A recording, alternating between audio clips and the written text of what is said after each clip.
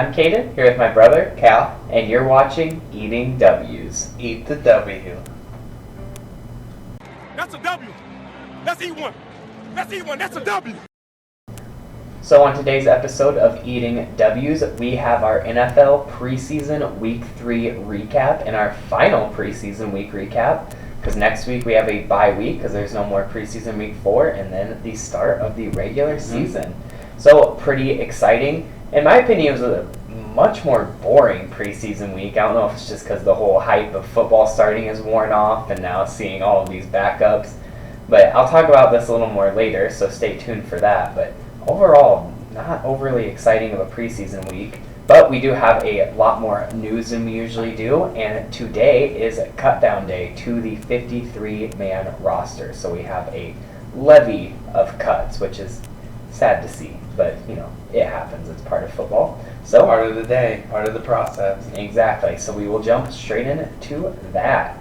So starting off, we actually have a retirement after being yet to be signed. Center J.C. Treader, formerly of the Browns, has announced his retirement from the NFL after 8 seasons. But he will still serve as the NFLPA president, which is kind of nice because he got blacklisted for that, so it's very selfless of him to take that instead of making another player have to kind of do it. So a little bad that he has to do it, but it's still very nice of him and a good thing for him to do. And congrats on him on a great career. Yeah, former Packer. I actually didn't know He was that. drafted by the Packers in the 5th round, I want to say. Interesting, actually. Didn't 8 know that. years ago. I just remembered him as a Brown always. So now on to some of the cuts. Bills are cutting punter Matt Ariza after some not so great allegations came up about his past. We won't talk about it here. If you want to learn information, look it up. It is very big news. You'll be able to find some stories about it, but nevertheless, Pretty disgusting stuff that Bills he allegedly did. Yeah, Bills cut ties with him. So we'll see if we get any more news on that. If some truth comes out, we'll see what happens there. Texans release running back Marlon Mack, which of course is kind of crazy to us because we've been talking up how great he is. I drafted him on my fantasy team. One of the breakout stars this year. I thought for sure he was going to have a hell of a year there in Houston, and I guess maybe he'll still go somewhere else and find some play time. But for now, he is not a Texans, and Dameon Pierce, the rookie out of Florida, I believe, is now their starting running back for the 2022 season. The Vikings essentially wipe out their entire 2021 draft with their new regime after cutting Kellen Mond, Javarius Robinson, Wyatt Davis, and Chaz Surratt. So now, if I'm not mistaken, the only 3 people left on the team are Zach Davidson, the tight end, Christian Darrisaw, our first overall pick, left tackle, and ISM out of Iowa, the receiver that we took in the 5th round. So insane, totally wiped it out there, and we also released Sean Mannion. So Nick Mullins came in and not only won the starting job, but also pushed everybody out. we released both the other 2 people starting for the fighting for the second quarterback spot. I am amazed at the Mond release. I thought for sure we would keep Mond. I thought he showed a decent amount of promise, enough to be kept at least as a future. I'm also really surprised about Javarius Robinson because I thought he was going to fit super well in our new defense as kind of that stand-up rusher, outside linebacker type fit.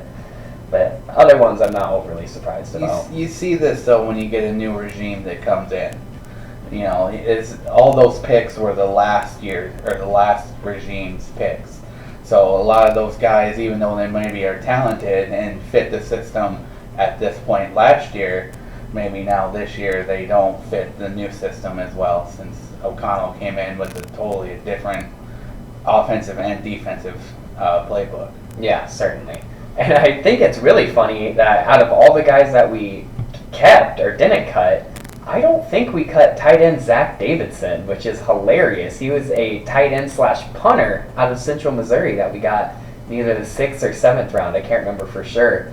And to be honest, I almost feel like we kept him as an emergency punter. Because now after we got rid of Jordan Berry and we just have the new guy, something right, I'm blanking on his name now. But we might have just kept Zach Davidson because he's a good pass catcher and a backup punter. But The backup punter. interesting there. Now, next up, we have a couple of trades. The Jaguars trade Laviska Shenault Jr. to the Panthers, and in return, they get a 2023 7th-round pick and a 2024 6th-round pick. So another great pickup for that Panthers offense there. That is going to look very new and improved, to say the least. And also, in a very surprising move, in my opinion, the Eagles get C.J. Gardner-Johnson and a 2025 7th-round pick from the Saints, and in return the Saints get a 2023 5th-round pick and a 2024 6th-round pick. I think Callan mentioned earlier to me that they kind of had some contract disputes, and that's why they ended up getting rid of him. But still, a shocker there, and it looks like they're going to be rolling with Tyrann Mathieu and P.J. Williams at those safety positions now. And then finally, for news, Kenyon Drake is picked up by the Ravens shortly after being cut by the Raiders, and then picked up by the Ravens today. So good pickup for them there, because he'll probably start for them. He will. I'm sure J.K. Dobbins will start, but I'm sure he's going to definitely get some snaps. And when it inevitably happens that the entire Baltimore roster gets injured from top to bottom, he will definitely pick up some snaps once that happens. So. Yeah, I know they wanted to ease Dobbins back in, and Gus Edwards is starting on the PUP list, so he'll miss the first 4 games. So Kenyon Drake definitely going to get heavy playing time, and like I said, he still might start. They also have Mike Davis, if I'm not mistaken. Oh yeah, correct? they do have Mike Davis. So yeah, they are definitely going to be starting with a running back by committee there in Baltimore. So now we will jump on to the games, and Callan, I'll let you start with the Packers. So for the Packers, it was a pretty lackluster game. Not a lot of starters played. I don't think hardly any of them really did play, especially any of the injured ones. So there wasn't a whole lot to come out of this. Jordan Love still looked pretty lackluster. He was not able to lead the team to a win against the Chiefs. Tyler Goodson did everything he could to make the team. He unfortunately got waived today, but he'll probably be back at the practice squad. But boy, he was the star of the show, I thought. As I say, I'm not sure. He might have played his way into a roster spot somewhere. Even if it's not with there's the a Packers. good chance he gets picked up. And then the wide receiver core, the only one that really stepped up was Samori Toure, our 7th-round pick from this year. He won out the last wide receiver spot. They waived Javon Winfrey, unfortunately. So, unfortunately, Winfrey is gone. He may be back in the practice squad, but he showed a lot, too, that he could also get picked up by another team. Someone who needs a receiver. The defense did pretty well. It was a completely second-team defense. Devontae Wyatt really stepped up. He is the only real star of the defense from this week that I noticed. He had a couple of tackles and a big tackle for loss. But other than that, there was no one that really stepped up, I thought, in a pretty lackluster performance, 17-10. Yeah. I actually, sadly, was very busy this week and didn't get a chance to watch much football at all. I don't think I got... The Packers were the Thursday game? Yeah, they were the Thursday. So I did get to watch them a little bit, but overall, like you kind of said, overall lackluster game. Every game was a little lackluster this year, for being completely honest. So, yep. And then jumping over to the Vikings. So, again, I've said it every week so far, and I'm going to keep saying it. I do really like the offensive play calling that we've had so far, and more specifically, the balance of pass to run that we've had so far. I thought we've been really good at mixing in the play action and keeping defenses on their toes. Breaking news, the Raiders just released Alex Leatherwood. Wow. So, at least you're not releasing your first-round pick. All the 2021 guys are getting cut. 2021 is looking like a bad draft so far. Raiders release Alex Leatherwood. That is insane. But the mixture of pass and run that we've had, keeping defenses on their toes, keeping defensive guessing, I've really enjoyed that. And I like the new look defense. We haven't got to see a ton of stuff on either side of the ball, so I'm really excited to continue to see those sides of the ball develop. But just from a pure setup standpoint, I'm really liking the way both of them are looking.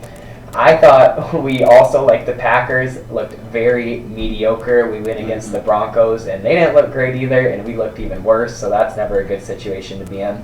A few guys that I thought did play really well, though, was a guy that I was just recently talking about with tight end Zach Davidson. He had been struggling the past 2 weeks, but I thought he played a lot better in this game, and he showed himself to kind of be willing to block a little more and be a decent target, a decent possession guy, especially. Another nod to running back out of UNC, Ty Chandler, the rookie this year. He has continuously proved himself and has just been killing it in the preseason. So it is super awesome, and I can't wait to see what he is actually going to be able to do if he gets any reps in a real game regular season scenario. You keep 4 running backs? Dude, we might. We like our running backs, and we have a bunch of good ones. I mean, if And you just look Wango's at your kick returner. yeah, so if you look at probably Dalvin keep him. Cook, Alexander Madison, and then Kene Nwangu, and then keep Ty Chandler at the minimum as a practice squad guy or something, hopefully, because he looks like he might be a beast in the future. That would be awesome. I wouldn't mind that at all. And then finally, another guy I wanted to give a nod to was Kellen Mond. I thought he looked very good this week. Apparently the coaching staff didn't, but you know, whatever. I wonder if he had led that game-winning drive instead of kind of fumbling it away. Yeah, that was if maybe things are different if he's able to persevere through that. That's a good point. I'm really not sure. That's interesting. But then on the defensive side, I thought we looked really bad on the defense side. Even though we held them to 17 points, I thought their offense looked bad and our defense looked even worse. But one guy I did want to point out is Miles Dorn, the safety. He made 2 big plays, including 1 interception and 1 pass breakup, a beautiful pass breakup that led to an interception by somebody else on a tip drill. So you love to see some guys in the back end making plays like that. And just a shout out overall to guys like Miles Dorn and Chris Boyd on the Vikings and people who cross the league, these special team guys, the guys who make their money on the roster on the special teams unit and just really play their hearts out every day and get their chances and take them when they get them. So I love Special those teams are guys. important. Certainly. It's the third part of the game. Yep, Dan Chisena, he's another big one on the Vikings. But so now we'll go over to Callan for one final takeaway. My final takeaway from this preseason, is that Josh Johnson, the 36-year-old quarterback out of, I want to say, Eastern Carolina. It has to be somewhere crazy. I can't even remember, in all honesty. We'll have to look that up. But he's that 36-year-old, and he's still playing quarterback, playing these preseason games for the Denver Broncos. Now, he unfortunately got cut today, looking for now his 15th NFL team. But still, just the fact that, I mean, that guy just loves to play football. I mean, he's obviously is not going to be a starter or, you know, the future for anywhere, but he's a veteran backup that's just going to be a whole bunch of knowledge for a young guy. I think he'll get picked up somewhere, and he'll help lead a young team really well. Yep. I just went and looked it up quick because I was kind of thinking more about it as I was talking, and we did waive Zach Davidson, the tight end, which doesn't really surprise me overly, but that is another 2021 guy gone now, leaving, I'm pretty sure, only Amir Smith-Marset and Christian Darrisaw, first-round pick. So crazy to see there. But house. Yeah, for real. God. My big takeaway from this preseason is the lack of star power, and more specifically, the difference in coaching style compared to a 4-week preseason like we're used to. Now, usually you don't see much in the first 3 weeks, but then week 4 you start to really see some starters play, even if it's just for a drive, a quarter, whatever. But this week, we didn't really see that, and it's just, considering this is that last week, and now we even have that extra bye week in between, I'm really surprised we didn't see some more star power, because, I mean, just quarterbacks I can think of off the top of my head is guys like Kirk Cousins, Aaron Rodgers. I don't think Derek Carr played. Don't know about Justin Herbert. I didn't get to watch those games specifically, but I don't think they played, and that's just off the top of my head. And yeah, they had Tom Brady out there. And I was about to say, and ironically, Tom Brady did get a drive, which with him missing 2 weeks of practice, that makes a little more sense that they kind of just kept him in there to keep him warm. But that's just quarterbacks off the top of my head. That's not even mentioning the star running backs, receivers, defensive players who didn't play. So it was just really interesting to see the lack of people who played, even though we have one less week. You almost think more people would play week 3 compared to week 4 because then they get that bye to kind of rest and heal up.